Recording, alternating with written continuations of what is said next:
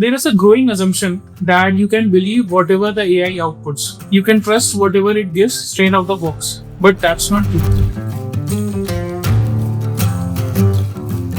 Hi, my name is Mohammad Sarosh Basit, and I am here to burst a myth about AI accuracy. Based on recent MIT review insights and LTTS report on AI product engineering, that confidence is far from universal. In fact, 57% of engineering leads and managers cite data quality issues and AI hallucinations as their top concerns. And in domains like medtech, even small deviations isn't just a rounding error. It can become a failure, a recall, or a patient safety risk. That's why AI doesn't remove the need for validation, it just raises the bar for it. At LTTS, especially in regulated high-stakes environments, every AI output is treated as another input, not the final decision. It must be verified, traced, and proven before it is trusted in the real world. Because in engineering, accuracy isn't assumed, it's earned every single time.